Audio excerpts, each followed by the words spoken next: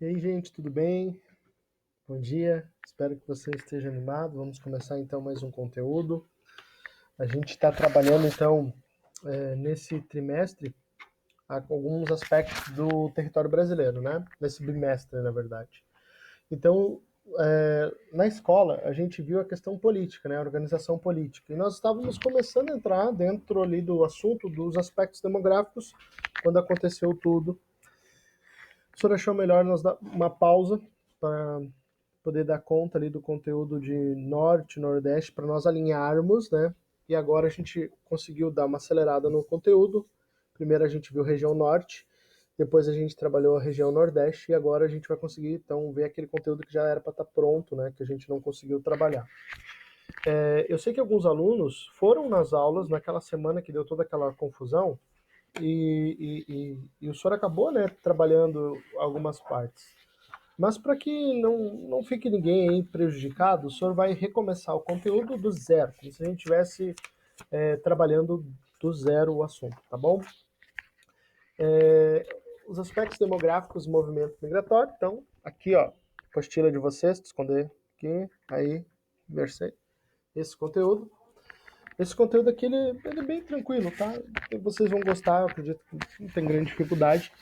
E ele vem completando muito o que a gente vê lá no primeiro ano, quando a gente vê ali a questão do território brasileiro, do aspecto demográfico brasileiro, principalmente quando a gente estuda ali o IBGE e tal. Eu acho que vocês vão gostar, tá bom? Vamos lá então? Bom dia, vamos lá, começar. Então, primeira coisa que eu preciso destacar com vocês é a questão da miscigenação, né? Talvez uma das grandes belezas do nosso país, uma das coisas que nós temos como legado da nossa cultura é justamente a nossa miscigenação. E é impressionante nós destacarmos que em alguns locais ainda do nosso país, em algumas situações, a gente vê muito racismo, né? E vê muita segregação, né? Muita questão de desvalorização da cultura, por exemplo, africana, indígena, e de fato, se a gente parar para pensar, não faz sentido num país como o nosso, né? Não faz sentido em país nenhum. Mas no nosso não faz sentido nenhum mesmo, porque nós somos um país de orientação africana, um país de grande importância dentro é, da cultura indígena, né, ameríndia, e lógico tem a contribuição europeia. Mas isso é uma construção que se faz em quase qualquer país. A colonização europeia é muito valorizada.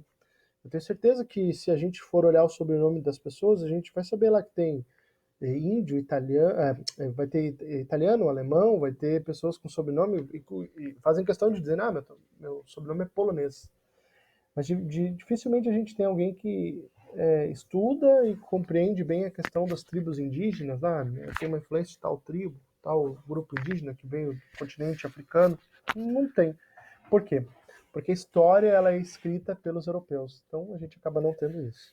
Então vamos relembrar ali. Então aqui o que nós temos? Nós temos dentro do Brasil a miscigenação brasileira, né? Então nós temos os mulatos, que é essa miscigenação entre brancos e negros, o caboclo, que é branco e índio, e o cafuso, que seria o negro com o índio. Então, dentro desse contexto, vamos para alguns aspectos aqui. O crescimento da população brasileira, ele foi lento num primeiro período, isso é normal. Ele foi lento ali de 1872 até 1940. Por que tu não trabalha antes, né? Porque tu ainda tem dificuldade de ter essa identidade do Brasil. Tu tem o português que vem para o Brasil para explorar a terra. Diferente do que tu tem lá nos Estados Unidos, o português, quando ele chega no Brasil, o que ele quer?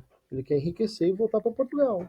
Então, a partir lá do meados do século XIX, é que a gente consegue ter essa construção do Brasil, principalmente depois, né, da corte vir para cá. Segundo ponto ali, as melhores condições sanitárias, ou seja, saneamento básico, acesso à saúde. Hoje a questão do coronavírus tem deixado evidente, né, como tem sido difícil para algumas pessoas enfrentarem esse problema de saúde pública, porque não tem água encanada em casa. Então, antes da década de 50, isso era muito pior, muito pior. Então, essa melhora na condição de vida social, atrelado a questões também de uma taxa, do estímulo de crescimento, fez com que a taxa de natalidade subisse, né? E aí eu botei o Bolsa Família em vermelho porque houve um incentivo do Estado para isso, né? O Estado Então, dentro desses aspectos demográficos ainda da população, a gente precisa ressaltar algumas coisas, como por exemplo aqui a questão de um aumento, né? Tu tem uma pirâmide que ela vai ter vamos dizer assim, uma base mais larga numa década específica, principalmente ali década de 50, 60, 70, 80.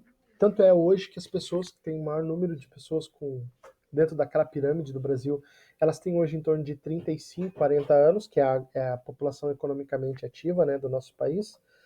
E essa redução do crescimento, ela vai vir numa fase quando essas pessoas começam a ter filhos. Então, para a gente trocar em miúdos, quem nasceu da década de 50, 60, 70, 80 tem menos filhos que os pais. Tá? Isso ocorre por quê? Porque há uma concentração maior, primeiro, de pessoas dentro das áreas urbanas, onde geralmente as famílias tendem a diminuir. A questão da mulher entrando no mercado de trabalho, a mulher sai de casa e vai trabalhar. Isso também acaba interferindo. E algumas questões quanto à manutenção social, né? A questão de dinheiro mesmo, conseguir manter essa família, né, no centro urbano é muito mais complicado quando a família é muito mais numerosa. Então, a gente vai perceber que da década de 80 já dá para perceber isso, e em diante começa a cair o número de nascimentos, a taxa de natalidade. As mulheres começam a ter menos filhos. E isso vai sendo refletido, só que o que acontece? Década de 70, 60, essa base largou, e aí esses filhos tiveram filhos. E aí nós tivemos lá um crescimento geométrico, né? Como acredito que alguns de vocês já estão bem familiarizados com esse termo, né? A quarta fase é a fase que é uma tendência de diminuição de número total. Então, a partir de uma estagnação, de um chamado crescimento vegetativo, nós vamos começar a ter retração da população no Brasil. Isso vai gerar uma queda no número de pessoas. Nós continuamos crescendo, mas estamos diminuindo. E isso ocorre por quê? Porque a gente cresce em número total, mas diminui em número de filhos por família. Então, eu cresço porque tem muitas mulheres nessa faixa de idade que podem ter filhos. Mas diminui, por quê? Porque essas mulheres que podem ter filhos, muitas vezes nem querem ter. Então, a taxa de fecundidade hoje da mulher no Brasil é 1,9. Se parar para pensar, é uma taxa relativamente baixa. Aqui tem alguns sites que vocês podem pesquisar, é bem interessante sim a gente olhar. O senhor não vai clicar aqui para a gente usar na nossa videoaula, mas você pode fazer. Aqui nós temos algumas características, tanto quanto essa questão da projeção de população brasileira, quanto também da projeção da população da cidade de Gravataí. E aí você vai ter uma base, né, para perceber ali como é que está a sua cidade. Eu sugiro que você entre aqui, tá bom? Vamos trabalhar a questão de densidade? Então, dentro do território brasileiro, 90% da população do Brasil vive nessa região litorânea, tá bom? Essa região aqui, ó, com cursor, tá próximo ao Oceano Atlântico. Isso ocorre por alguns motivos. Primeiro, malha hídrica, tá? Ou seja, tem água, tu consegue criar cidades, porque se tem água, tem cidades. Porta de entrada para os portugueses, então os portugueses chegam por aqui, né? E a questão também da geografia. Tu tem áreas mais baixas aqui, né? O Brasil é bem assim, ó. Tu tem, deixa eu pegar aqui a imagem, ó. Tu tem, vamos supor, no litoral, uma parte baixa, uma planície. Depois tu tem uma elevação, o relevo sobe. Depois uma área mais baixa. E depois uma área bem baixa, que é uma área de quase alagada. É como se tu pegasse essas linhas aqui, ó, do território brasileiro e dividisse elas. Nessas divisões tu tivesse blocos, né? Então, muito baixo, mais alto, baixo, muito baixo, e assim por diante. Tá? Então, 90% da população ainda vive na faixa litorânea e 85% da população brasileira vive nas três regiões, né? Sul, Sudeste e Nordeste. Norte é densamente ocupado? Não, mas é ocupado mais do que o Centro-Oeste, por incrível que possa parecer. Certo? Então, algumas siglas que são importantes a gente saber o significado delas. A primeira que é a PEA, que é a população economicamente ativa, né? A população que pode trabalhar, né? Dentro dessa população economicamente ativa, nós vamos ter essa faixa que vai dos 19 aos 59 anos, ou 64 anos, depois da reformulação, e a PEI, que são a faixa que não está dentro dessa atividade, né? População de estudantes, aposentados, pessoas que estão dentro de uma área mais inativa dentro da sociedade. É lógico que isso é muito subjetivo, né? A gente tem pessoas que estão economicamente ativas muito antes dos 19 anos e pessoas que às vezes estão ativas 80 anos trabalhando, né? Mas a média social é essa, de 19 a 59 anos, tá bom? Questões de gênero no Brasil, é importante a gente destacar algumas coisas, lembrando que o senhor pegou dados do IBGE, tá? Quando vocês forem trabalhar dados sobre caracterização da população, procurem pegar de sites que sejam confiáveis e não de reportagens. Se tu for pegar de reportagens, te atenha ali se ele realmente reflete a realidade como um todo, porque muitas vezes quando você faz uma pesquisa, eu posso muitas vezes, não vou dizer manipular, mas eu posso focar naquilo que eu acho mais interessante. Então vamos para algumas coisas. A taxa de fecundidade entre as adolescentes, tá?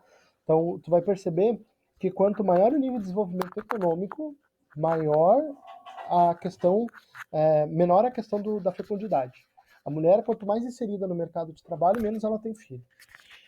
Regiões como o Norte e Nordeste, que são as regiões onde tu vai ter uma taxa de fecundidade muito grande, a mulher ela não está tão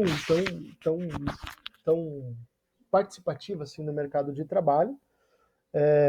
Ela vai entrar numa participação mais tarde, depois que ela já tem até filho. E aí filho, tipo assim, na adolescência mesmo, tá? Educação. Vamos lá para educação.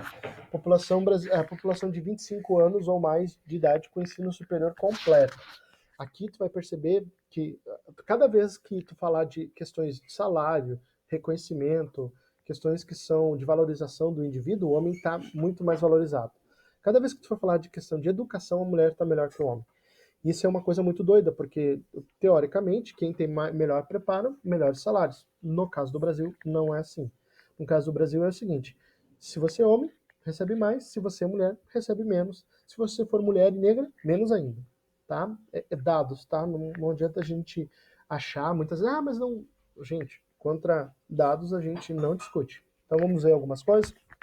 Então, por exemplo, ali, pessoas com ensino completo, né? Ensino superior completo. Olha aqui os homens, tá? Então, homens de cor branca, 20% tem ensino superior completo, isso é muito baixo. Se for pegar países como a Alemanha, mais de 50% da população tem ensino superior. E se for contar com ensino profissionalizante, ensino técnico, chega a bater 70%. Foi muito baixo. A mulher, 23%, mulher preta ou pardo, né, negros ou pardos, 7%, ou 10,4% no caso das mulheres. Então, a mulher sempre tem uma realidade de ensino maior do que o homem, mas não se reflete na questão de salário, infelizmente. Taxa de frequência escolar do ensino médio, então quem vai mais na escola? Quem frequenta mais? Homens ou mulheres? As mulheres frequentam mais, e aí tem algumas justificativas, são múltiplas aqui, tá? A questão, por exemplo, o homem trabalha, ou muitas vezes envolvimento em atividades ilícitas, tem algumas coisas que dependendo da atividade, faz com que o homem ele saia mais precocemente da escola. Saúde e serviços relacionados, então aqui consulta pré-natal como profissional de saúde, mulheres de 18 a 49 anos de idade, então 97,4%, atendimento uma vez, 93,9% pelo menos 4 vezes. Por que o senhor gosta de colocar isso? Porque isso aqui explica talvez uma das questões de expectativa de vida. Por que a mulher vive mais do que o homem? Uma das justificativas é porque a mulher procura mais ajuda clínica, né? Ela vai mais ao médico, o homem não vai tanto. E aí isso acaba gerando, por exemplo, alguns problemas de saúde que poderiam ser evitados ou contornados, como o homem não vai, então acaba, quando descobrindo já o problema, já é muito tarde. Dentro da vida pública, vamos ver como é que é a realidade. Então, a representatividade ali em torno do ano de 2017, então 62,2% ocupados por homens, 37,8% ocupados por mulheres. Isso é bem estranho porque não reflete a questão da realidade brasileira quanto a números totais, existem mais mulheres do que homens, mas na vida pública a mulher se envolve menos, ou seja, ela se candidata menos. E há um estímulo, né? Existem leis partidárias que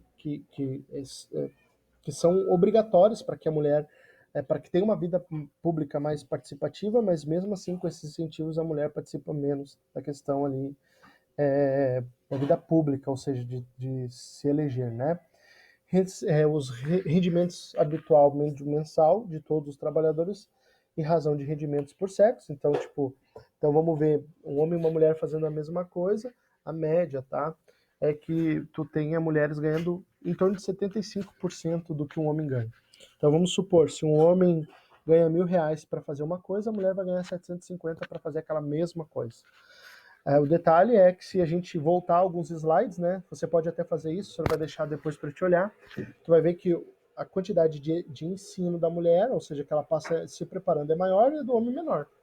Mas isso faz com que, mesmo assim, a realidade seja bem diferente. Aqui tem alguns dados sobre condições sociais das mulheres, principalmente a questão de desigualdade de gênero, alguns infográficos que são importantes, você pode olhar, e aí a gente tem um panorama um pouquinho mais aberto, assim, sobre a questão desse aumento, né? Porque, por exemplo, lá 2010, 2012, né? A mulher estava em torno ali de 70 e poucos por cento. Hoje, existem algumas estimativas que estão apontando, estão jogando para frente, que em vez de estar diminuindo essa questão de diferença salarial, ela está aumentando, principalmente nos últimos anos, tá? Aqui nós temos a pirâmide etária brasileira, que é a pirâmide que forma o padrão da população. Então, aqui, por exemplo, está aqui a justificativa para a necessidade de fazer uma reforma da Previdência Social. Isso foi principalmente porque eles percebem que isso, ó, o senhor vai chamar a atenção, ó. Essa faixa aqui, ó, tá vendo? Essas faixas aqui, elas estão criando um aspecto de coluna para a pirâmide. Então, a pirâmide seria um cume estreito e uma base larga, né? O que eles estão percebendo? Estão percebendo que esse cume ele está se separando, ó. Ele está se separando e ele está ficando em coluna. E a tendência é que depois essa pirâmide se inverta, né? Ela fique negativa. E se ela ficar negativa, eu vou ter um número de aposentados que está lá no topo da pirâmide muito maior do que o número de pessoas que está aqui na base. E aí eu tenho menos pessoas trabalhando para manter essa estrutura previdenciária toda funcionando. Como é que eles perceberam isso? Eles perceberam porque houve uma mudança, né? O cume se separou e está criando uma, uma coluna. É o próximo passo de inverter. Isso já aconteceu na Europa, por exemplo.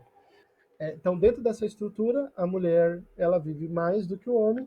Isso faz com que a gente tenha ali uma estrutura de mulheres com uma expectativa de vida maior, certo?